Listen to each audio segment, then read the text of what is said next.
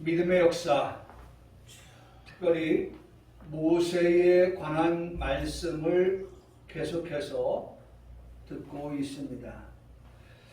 모세의 나이가 80세 되었을 때였습니다. 그의 형의 나이는 83세. 형과 동생의 나이 차가 3살 차이였었습니다. 그 나이 때에 하나님께서 모세에게, 하나님께서 형 아론에게 역할을 분담하여 일을 맡기셨습니다. 모세에게 말씀하셨습니다. 내가 너를 바로에게 신과 같이 되게 하였은즉. 출애굽기 7장 1절의 말씀에 그렇게 기록하고 있는 것을 볼 수가 있습니다. 바로에게 너는 신과 같은 존재다. 좀 더 구체적으로 그 신이 누구를 의미하느냐라고 하는 것까지도 성경은 우리에게 말씀해 주고 있는데요. 출애굽기 4장 16절의 말씀에 보면 너는 그에게 하나님같이 되리라. 모세는 바로의 앞에 섰을 때에 바로가 바라보는 신과 같은 존재, 다시 말하면 하나님과 같은 그러한 존재라고 그렇게 말씀해 주고 있어요. 아까 역할 분담이라고 말씀을 드렸죠. 모세에게 그런 역할을 맡기신 거예요. 이제 바로 앞에 서야 될 모세이기 때문에 그런 겁니다. 또 모세와 함께 바로 앞에 서야 될 그의 형 아론에 대하여서도 역할을 맡기셨는데, 그 맡기신 역할은 형 모세의 대언자가 되리니 라고 역할을 맡기셨어요. 모세의 입을 대신하여서 말하는 자가 되게 하시겠다. 그 역할을 아론 형에게 맡기겠다라고 말씀하여 주셨습니다. 사실 모세의 형 아론에게 그 역할을 맡기신 것은 모세가 하나님께 이런 말을 했습니다. 출애굽기 6장 30절 말씀이니까 하나님, 저는요 입이 둔한 자입니다. 나는 본래 말을 잘하지 못하는 자입니다. 나는 입이 뻣뻣하고 혀가 둔한 자입니다. 라고 하나님께 말을 하니, 그래? 안다.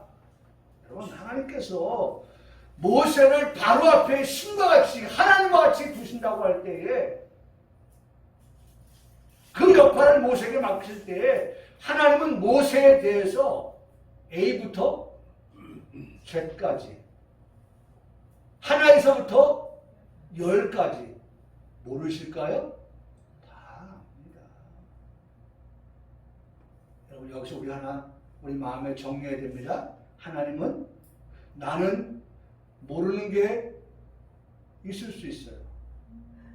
터무니없이 많이 모를 수 있어요. 그런데 내가 믿는 하나님께서는 모르는 것이 하나도 없으신 분이시다. 여러분, 이것을 확실하게 오늘 이 말씀을 들으면서 마음에 새길 수 있기를 바랍니다. 하나님은 과거에도, 현재에도, 미래에도 모든 것을 다 아셔요.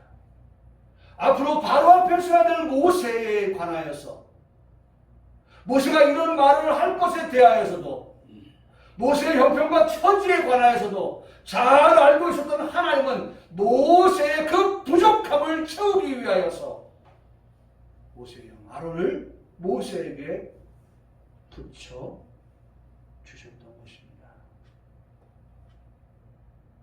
사실 참 모세가요, 이 일을 맡고 싶었어요?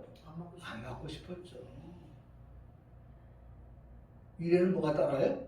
책임이 따르니까. 책임질 일을 받고 싶지 않았던 거예요.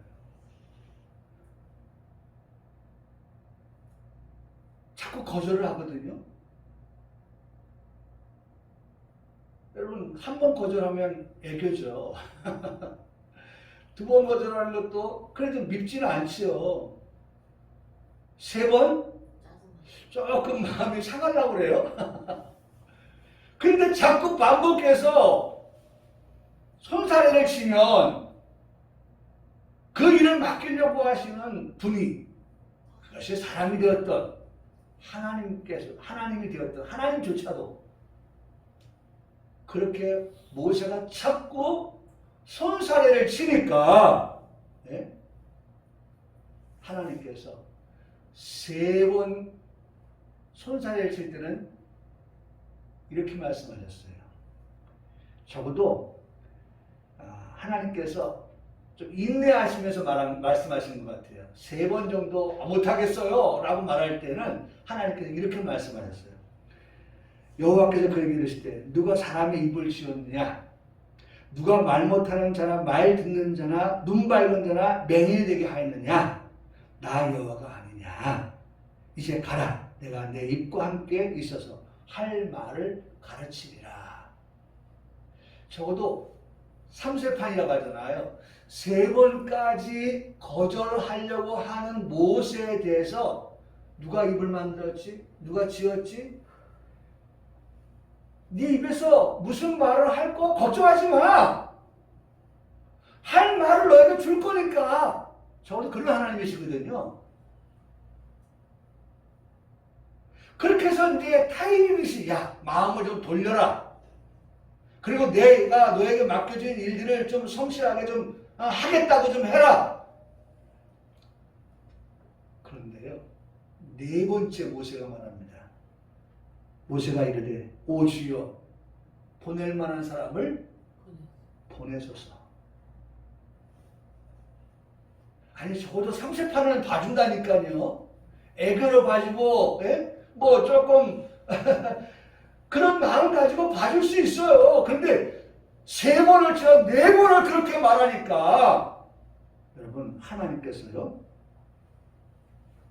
모세에게 이렇게 말씀하셔요. 여호와께서 모세를 향하여 노하여 이르시되. 여러분, 이것도 하나 우리 마음속에 새깁시다. 아까 우리 하나 새긴 게 뭐였어요? 우리 아까 새기자고 했던 건 뭐예요? 그렇지. 하나님 다 하신다는 거. 우리 최일 쌤이 참 공부 잘하는 학생이에요. 네. 선생님이 금방 얘기했는데 그거 모르고 있으면 지금 가르친 거 또 지나면 또 잊어버릴 거 아니에요. 네. 우리는 때로는 부분적으로 알고 모르는 것도 있을 수 있을 것 같은데, 하나님 모르는 게 없다. 그걸 한번 봐요. 기억하고요. 여러분, 우리가 지나친 겸손은 교만이란 말을 합니다. 너무 지나치게 사용한다고 하는 것이 겸손해 보이려고 하는 것처럼 보여지지만, 그런 것들이 지나치면 그냥 모든 것이 그런 거예요. 그죠? 너무 과하게 지나치면, 네. 우리도 아이들하고 뭐 이렇게 하다 보면 너무 오버하면 웃다가 어떻게 해요? 뭐를 바뀌어요? 울음으로 바뀌는 거예요. 웃음이 울음으로 변하는 거예요. 너무 지나쳐 버리면. 모세도 3번 정도 사용했다가, 예, 하나님께서 제 모든 형편과 사정, 말 못하는 것, 바로 앞에 서야 되는데 말 못하는 것조차도 아신다고 하셨으니까, 그리고 하나님께서 내 입에 말을 주신다고 하시니 그러면 제가 맡겠습니다 라고 했으면 좋은데, 4번째가 하나님 저 못한다니까요, 다른 사람 보내세요 라고 말을 하니까 하나님께서 어떻게 하셨다고요? 노하셨다고 했어요. 아니, 적어도 사랑의 하나님께서, 인내하시는 하나님께서, 오래 참으시는 하나님께서 여러분 노하셨다고 할 정도면은 어떤 과정을 모세가 어떻게 지나쳤다는 거예요. 넘어가면 안 될 선이 있는데 그 선을 넘어섰다는 거예요.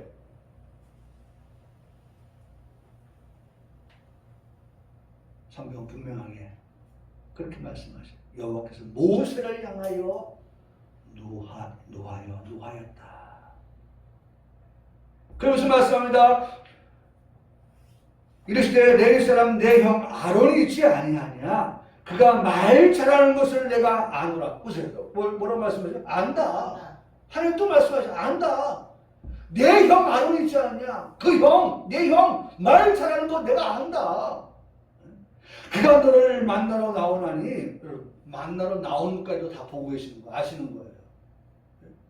모세는 지금 한참 내다보지 못하는데 모세를 향하여 아론이 나오고 있다는 것까지 지금 모세에게 말씀해주고 계시는 모든 것을 다 알고 계시는 하나님입니다. 그가 너를 볼 때에 그의 마음에 기쁨이 있을 것이다. 너는 그에게 말하고 그의 입에 할 말을 주라.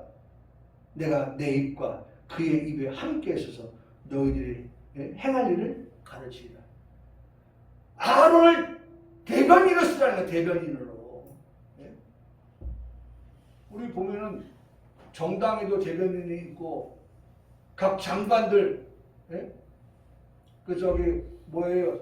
그 뭐라고 하나요? 그게 그 정부 조직에도 다 대변인들이 있잖아요. 예를 국방부에도 대변인이 있어서 북한 뭐 쏘면 대변인이 나와서 설명하잖아요. 대변인이 있는 거예요. 하나님께서 모세를 대신하여 말할 대변인으로 내 형 아론을 쓰시겠다는 것입니다. 왜 하나님께서 노하도록 모세가 한 것입니까? 여러분 뭐라고 생각해요? 자신을 본 거예요. 자신만 본 거예요. 모세가 자신을 뛰어넘어서 나를 쓰시겠다고 나를 부르신 그 하나님을 바라보았다면, 그 하나님을 믿고 나아갔다고 하면, 다시 말하면 지금 모세가 하나님의 진노를 샀던 것은 하나님에 대한 뭐가 없었다? 믿음이 결격이었다. 하나님 믿는 믿음이 부족했다는 거예요. 사랑하는 성도 여러분, 이 시간 말씀을 들으면서 내 마음속에 고백하며 기도의 제목을 삼아둘 것은, 하나님 나에게 믿음 없음을 용서하여 주시고 믿음을 더하여 주시옵소서. 믿음을 주시옵소서. 아멘.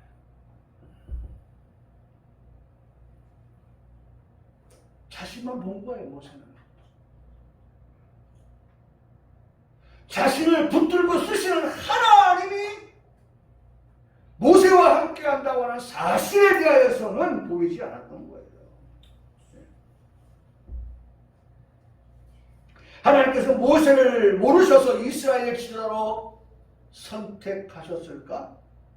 모든 것을 다 하신 하나님께서 모세에게 맡겨서 일을 하신다고 할 때,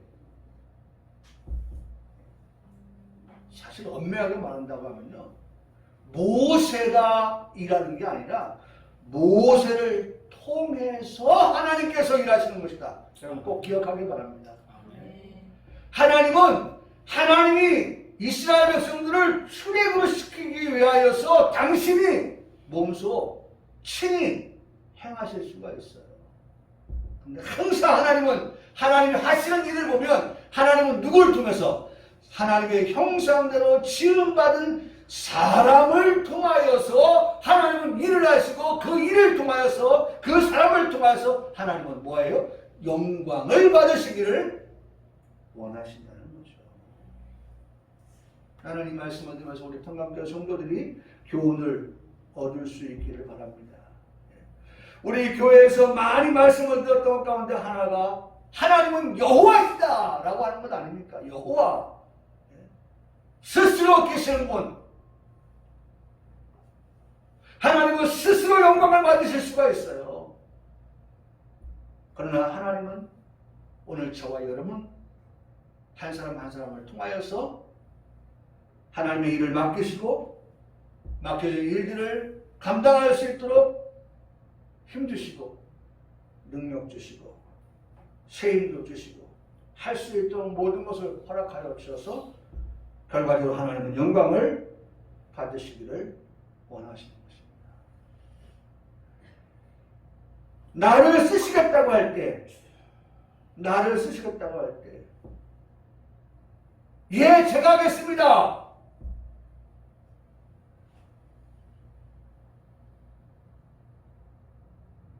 우리 노회에도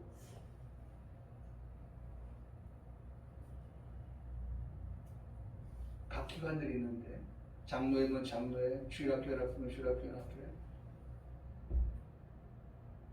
하는 얘기가 뭐냐면 일할 사람이 없다는 거예요.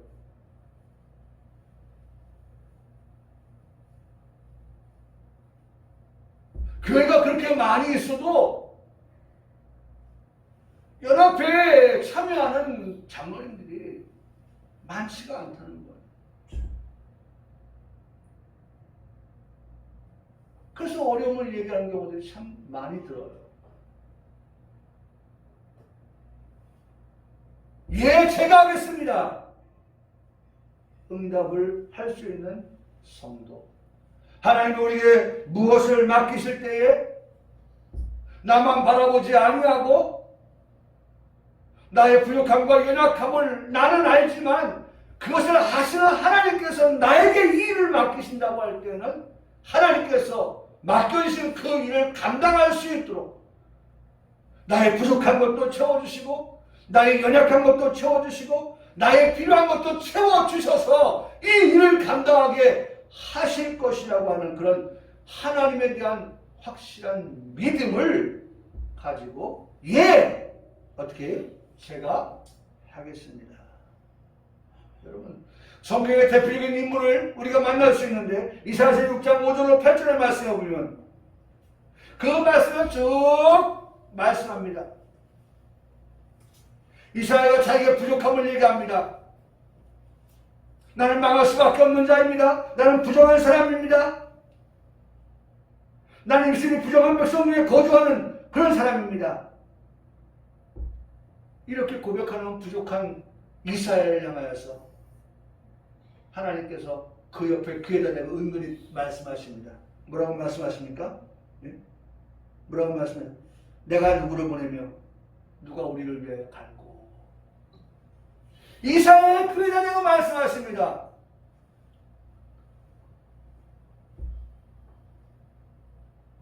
이사야가 금방 고백할 점 자신은 망할 수밖에 없고 부정한 사람이고 나는 하나님의 일을 맡을 만한 그런 자격이 미달되어지는 그런 사람입니다. 라고 말을 하는 그 상황 속에서 하나님께서 이사야의 귀에다가 대고 누가 우리를 위해 갈고. 이 말은 무슨 말입니까? 네가 해. 내가 너 다 알아. 너 망할 수밖에 없는 자고 부정한 사람이고 그런 거 내가 다 알아. 그러나 네가 좀 이 일을 맡아다오 라고 말씀하시는데 이사야가 면전에서 말씀하는데 오늘 아침에 밥 먹으면서도 우리 힐미 청년이 그 얘기를 하더라고요. 이 사장님이 뭐를 맡기는데 말이죠. 아니 면전에 대고 부탁하는데 안 되겠는데요? 못하겠는데요? 싫어요? 그럼 어떻게 말하냐고 이 사장이 맡기는데. 나도 할 일이 많아. 나도 준비할 게 많아. 교육을 위해서 준비할 것들이 많은데 잘한다는 거 하나만 가지고 우리 유일임 선생님이 잘하니까 내가 해야 될 거 좀 요즘 해주면 안 될까?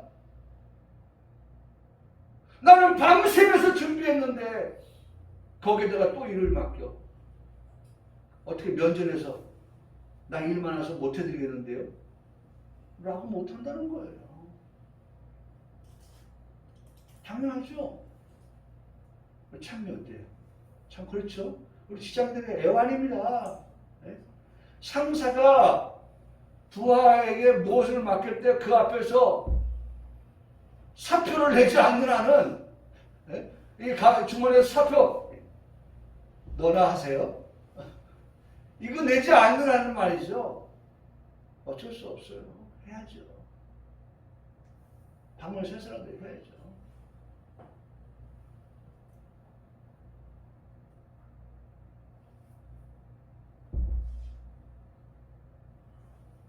어느 조직, 어느 사회에 다 똑같아요.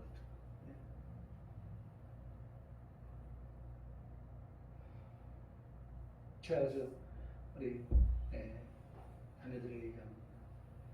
이 유치원에서 그런 일을 회피하기 위해서 다른 데를 가면 거기는 또 그런 문제가 없을까?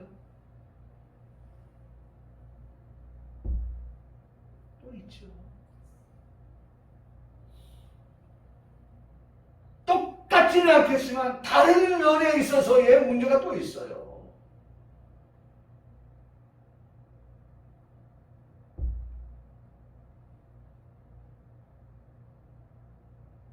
이사야가 지금 그런 상황을 만났을 때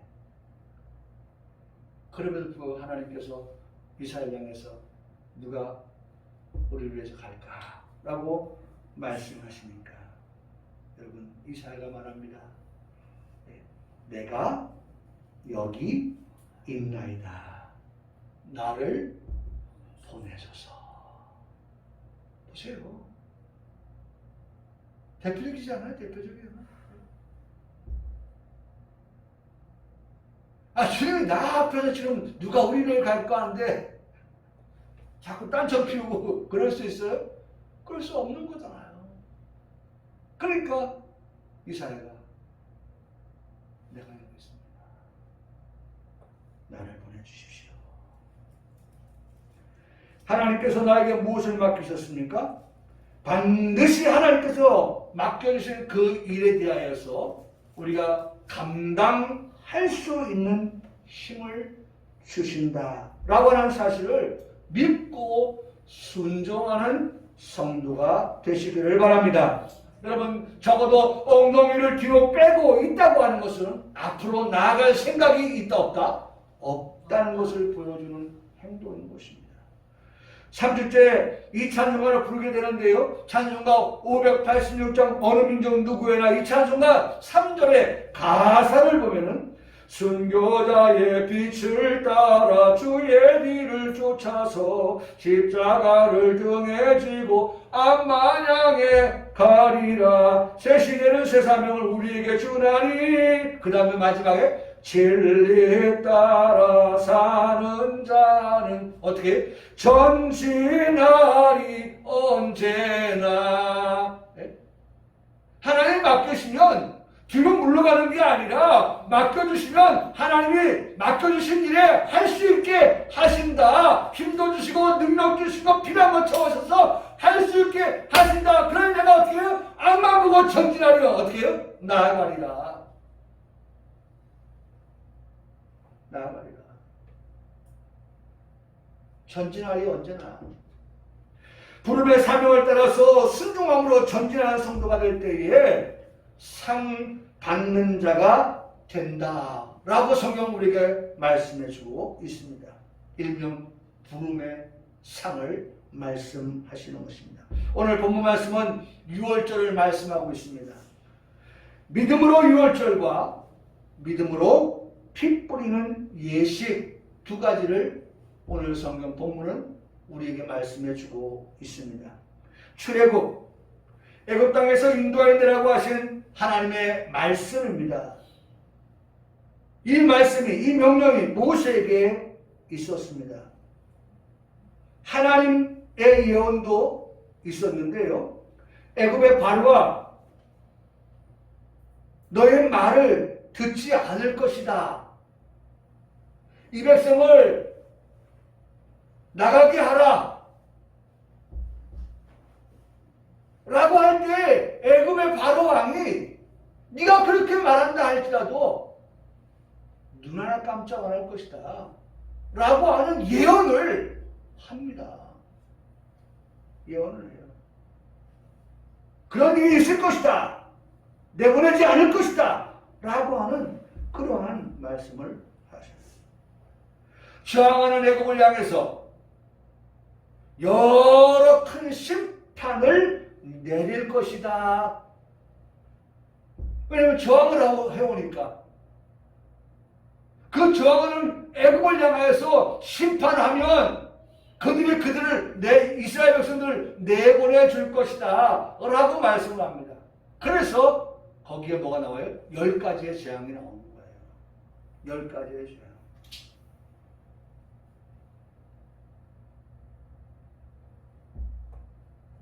나일강의 물이 피로 변하는 그런 첫 번째 재앙에서부터 시작하여서 9번째 재앙인 애굽 땅 위에 흑암이 있게 하는 이와 같은 그러한 일들. 물론 여러분 보세요. 참 놀라운 것은요. 3일 동안의 애굽에 그 흑암이 어둠이 깔려 있을 때예요. 놀라운 사실은 성경을 통해서 보면 이렇게 말씀합니다. 출애굽기 10장 23절에 말씀하기를 사람들이 서로 볼 수 없는 그런 상황 속에서 온 이스라엘 자손이 거주하는 곳에는 빛이 있었더라. 할렐루야. 네? 여러분 어두워서 이게 뭐 앞을 식별할 수 없는 분간할 수 없는 그런 흑암이 깔려있는 상황 속에서도 그 일이 하루 이틀 3일 계속되어질 때에도 하나님의 백성 이스라엘이 거주하는 곳에는 뭐가 있었다고요? 뭐가 있었어요? 한번 따라 하시겠어요? 빛이 있었더라. 할렐루야. 아멘. 네? 여러분 빛이 있었더라.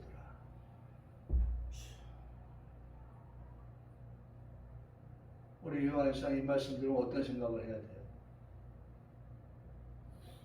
말씀을 들으면서 접목을 시켜야 될 거 아니에요? 내 삶이 접목을 시켜야 될 하나님, 네? 기도를 해야 될 거 아니에요? 하나님, 이 인플레이션으로 인해서 어려워지는 때에도 그래서 정말 이 검정말 시대가 네? 막 이렇게 횡행하는 그 같은 때에도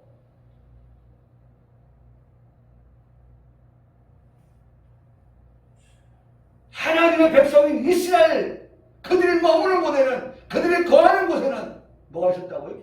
빛이 있었더라.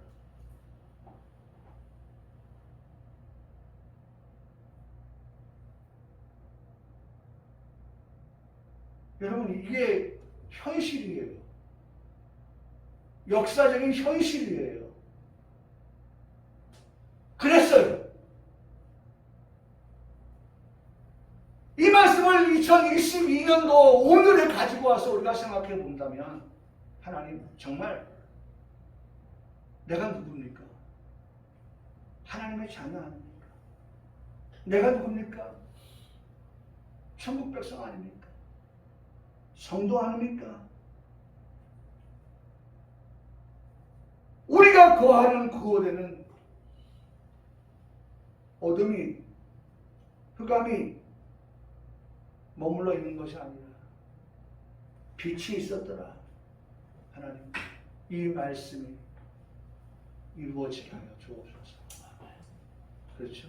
우리 유희진 자매 이제 11월 달부터 사업을 하게 될 때 하나님 어려운 때에도 내가 하는 이 사업이 이 일터에 하나님 빛이 있었더라.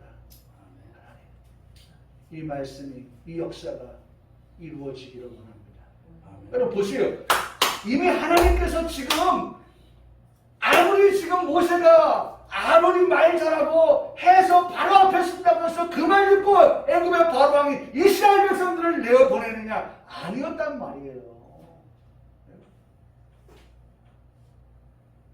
첫 번째 재앙에서부터 9번째 재앙까지 오면서도 애굽의 바로왕이 눈 하나 깜짝하지 아니하는 그런 상황 속에서 여러분 적어도 하나님이 그런 상황 속에서 하나님의 백성들에게는 어려운 일이 닥치지 아니하도록 환난을 당하지 않도록 하나님께서 그들은 어떻게 해요? 구별하여 주신다. 할렐루야. 아멘. 구별하여 주신다. 여러분 이런 단어는 여러분 우리 입에 제가 엊그제 그 시네라의 간증을 조금만 봤어요. 근데 들으는데 말 하나 봐요. 얼마나 신앙의 그 냄새가 묻어 있는지 참 자랑스럽고 대견하고 너무 보기 좋더라고요. 여러분 우리가 말할 때요 언어를 보면 알아요. 언어가 얼마나 교회에서 가르침을 잘 받고 그것을 가르침 받는 것을 끝나지 아니하고 가르침을 받아서 우리의 삶에서 접목을 시켜서 살아가느냐 하는 것을 보면 그 사람의 언어 생활이 그 신앙을 말해줍니다.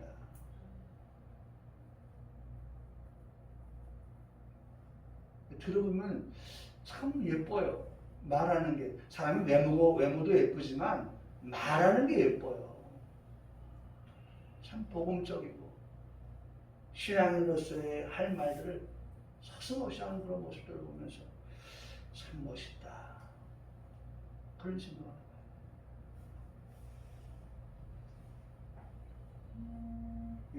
여러분 하나님은 지금 이와 같은 상황 속에서 하나님의 백성들을 구별하여 주셨다는 것. 여러분 구별이라고 하는 것도 여러분 우리 단어를 좀 많이 애용해 주세요. 나를 하나님이 구별하여 주셨다. 하나님 구별했다. 여러분 성경은 분명히 우리에게 그렇게 말씀해 주고 있어요. 구분하여 주셨다. 구별하여 주셨다. 그렇게 9번의 역사가 끝나고 난 다음에 종편의 역사가 일어납니다. 기적이 일어나는데요. 한 가지 재앙을 바로와 애굽에 내리는 후에야 그가 너희를 여기서 내보내리라. 마지막 한 가지 재앙이 뭡니까? 그게 바로 6월절 역사예요. 그게 마지막 한 가지 바로 6월절 역사예요. 오늘 본문의 말씀이 바로 그걸 말씀하고 있습니다. 6월절과 믿음으로 6월절과 그 다음 뭐예요? 피 뿌리는 예식이라고 말씀했어요. 그래서 저는 이 말씀을 나누어서 믿음으로 6월절, 믿음으로 피 뿌리는 역사 이렇게 구분지어 말씀을 하고 싶은 것입니다.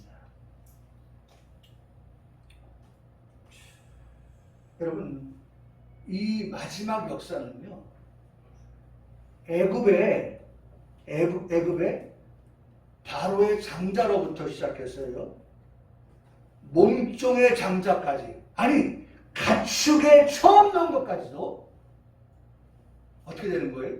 죽음을 면하지 못하는 그러한 재앙입니다. 애굽에 있는 모든 장자가 다 죽게 되어지는 그러한 처참한 상황이 벌어진다는 것입니다. 여러분 아까 구분이라는 단어를 썼죠. 네? 흑암 중에서도 하나님께서 하나님 백성 이스라엘에게는 빛이 어떻게 그들에게 있으리라. 네? 빛이 있었고 라고 말씀하잖아요. 네? 그들에게 빛이 있었다 라고 말씀하잖아요. 그런 장자들이 더 죽음을 면하지 못하게 될 때에 전무후무한 것 같은 큰 울부짖음이 애굽의 저녁에 있을 때에 여러분 출애굽기 11장 7절은 이렇게 말씀합니다. 애굽 사람과 이스라엘 사람 사이를 한번 따라 하실까요? 구별하는 줄 너희가 알리라. 하나님께서요 애굽 사람과 이스라엘 사람들은 어떻게 해주시고 원해요? 구별하여 주시기를 원한다는 거예요. 구별하여 주시겠다고 말씀하신 거예요. 너희가 그것을 알리라 라고 말씀합니다. 하나님은요 천지 창조할 때도 어떻게 했어요? 구별하셨어요. 저녁과 아침을, 빛과 어둠을 구별하셨어요. 하나님은 그렇게 분명하게, 확실하게, 정확하게 구별하시는 분이기 때문에 혹시나 애굽에 있다고 해서 하나님의 백성 이스라엘이 그 장자가 죽음을 면하지 못하는 그 범위 안에 들어가도록 하나님 허락하지 않으셔요. 하나님은 그런 상황에서 정확하게 하나님의 백성들은 어떻게 하기로 하시냐? 구별하여 죽음이 그들에게 임하지 않도록 하게 하는 것을 너희가 보게 될 것이고 알게 될 것이다 라고 말씀해 주고 계시다는 겁니다. 출애굽기 11장 7절에 이 말씀 우리 평강교회 성도들 귀에 똑똑하게 분명하게 들리는 하나님의 말씀이 되시기를 간절히 바랍니다. 분명히 기억하세요. 지난주 수요일 예배 때도 이 말씀을 드렸어요.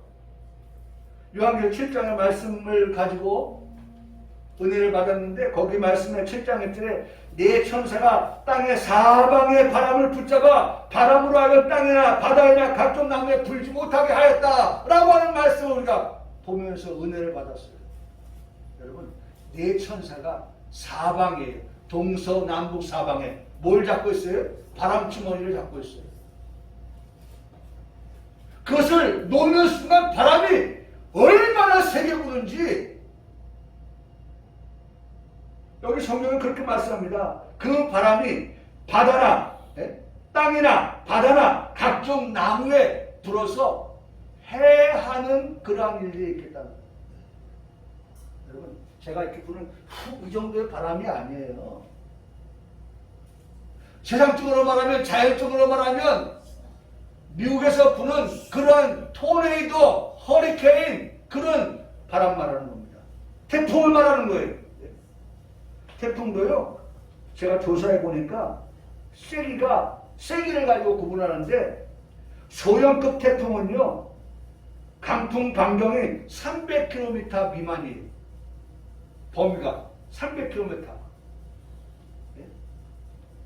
그런데 중형급은요 300에서 500km 정도 범위를 갖는 대형, 그 다음에 그것이 끝나는 게 아니에요. 초대형급 태풍도 보는데 그것은 800km라는 거예요. 한반도 전역을 다 감싸버리는 거야. 그런 어마어마한 그런 태풍. 예?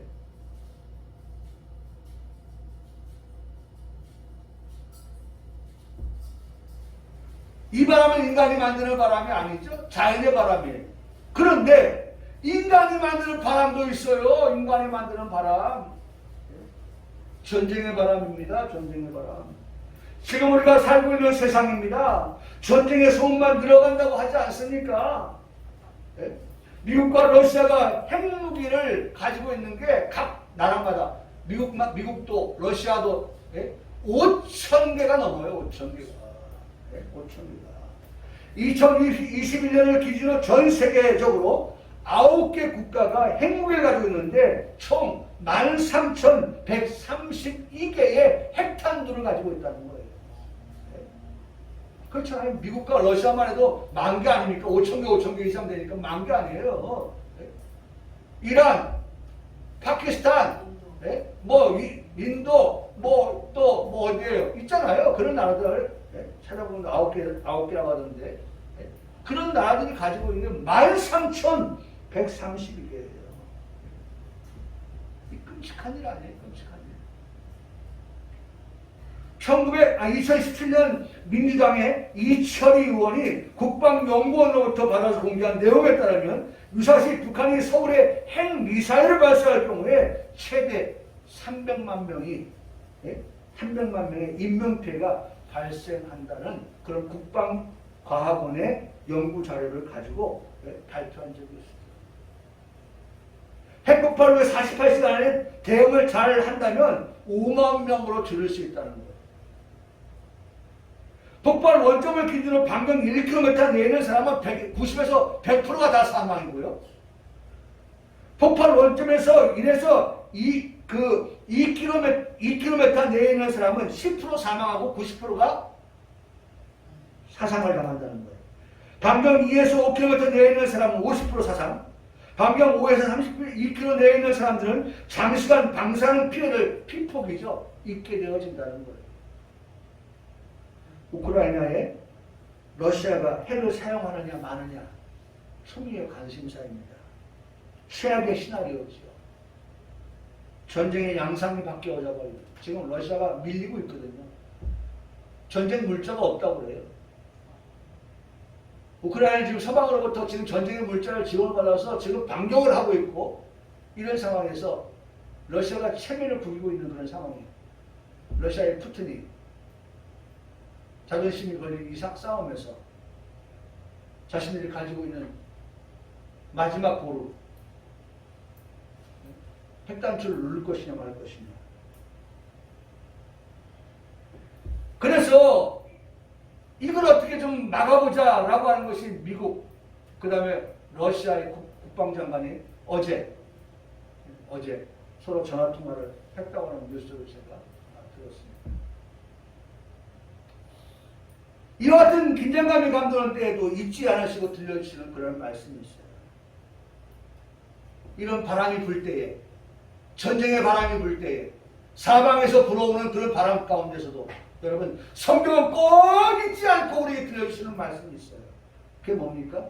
우리가 우리 하나님의 종들의 이마에 인치리까지 땅이나 바다나 나무를 해하지 말라 하더라. 해함을 받지 않도록 그 하나님이 하신다는 걸 말씀해주고 있어요. 해하지 못하게 하신다고 하는 말씀을 말씀하고 있어요.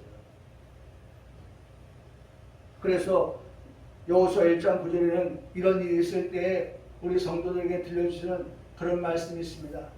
너는 강하고 담대하라. 두려워하지 마라. 놀라지 말라. 내가 어디로 가든지 어떻게 해요? 내 하나님 여호와께서 너와 어떻게 하신다? 함께 하신다. 할렐루야. 하나님이 함께 하십니다. 하나님이 함께 하십니다.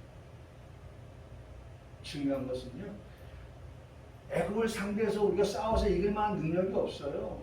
바로의 마음을 변화시킬 그런 어떤 비장의 카드가 없어요.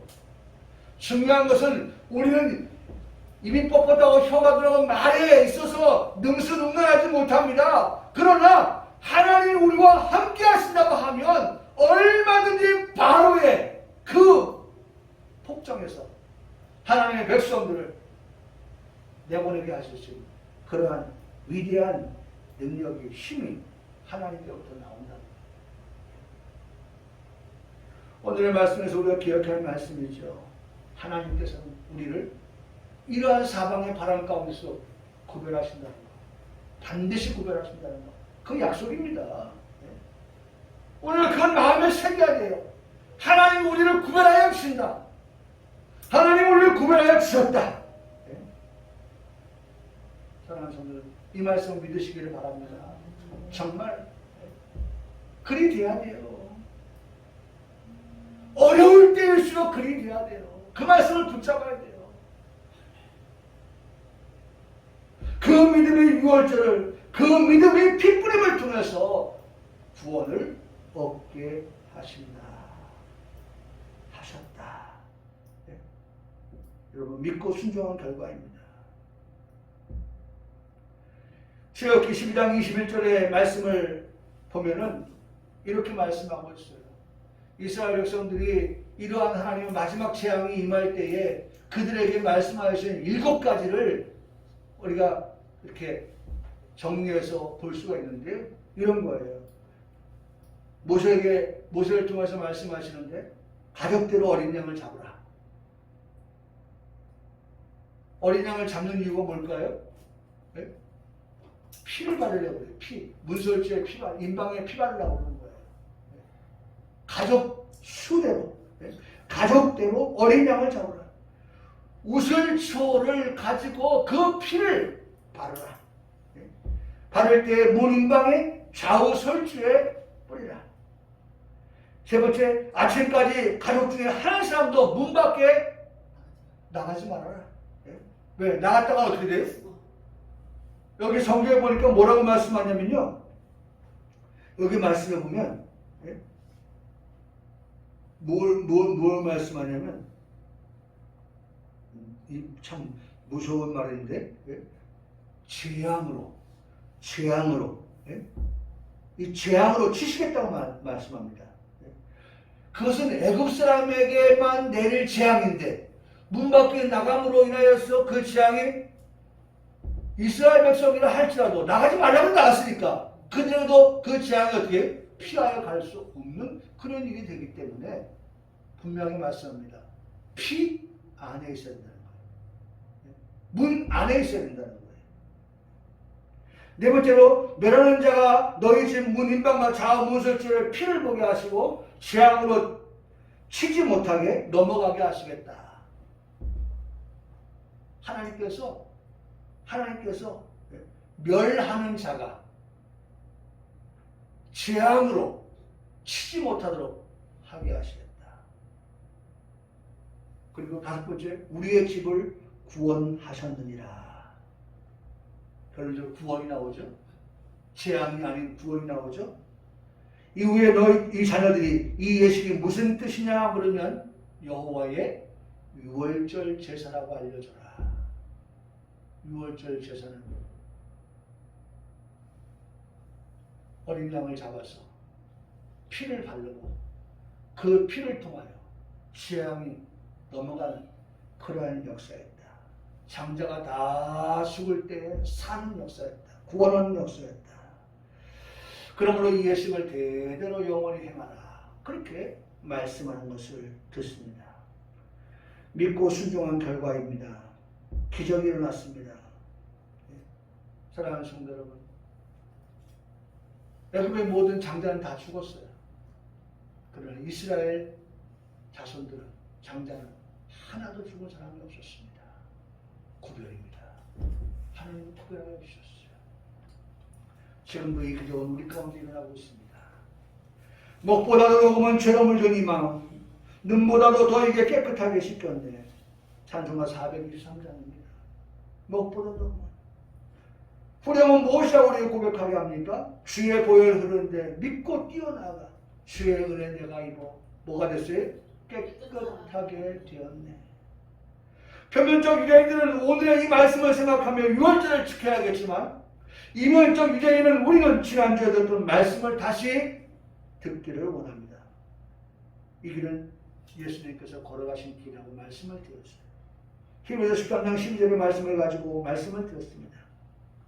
예수도 자기 피로써 백성을 거룩하게 하시려고 성문 밖에서 뭘 받았어요? 고난을 받으셨다. 여러분, 예수님의 고난은, 예수님의 십자가는, 예수님의 피 흘리심은 마치 유월절에 피 뿌리는 그러한 예식과 같이 오늘 우리에게 피 뿌려져서 우리를 거룩하게 하시고 우리를 구원 얻게 하여 주신다는 것입니다. 오늘 본문 28절의 말씀을 통해서 생각해 보는 것은 유월절, 믿음으로 유월절, 믿음으로 피 뿌리는 예식, 이것은 우리에게는 오직 예수 그리스도의 피 뿌림을 통한 우리의 구원이다 라고 하는 것을 늘 생각하면서 고부하는 우리의 삶이 이번 한 주간도 어떻게 살아가요? 거룩함으로 살아가는 귀한 성도의 삶이 다 되기를 주님의 이름으로 축복합니다. 아멘.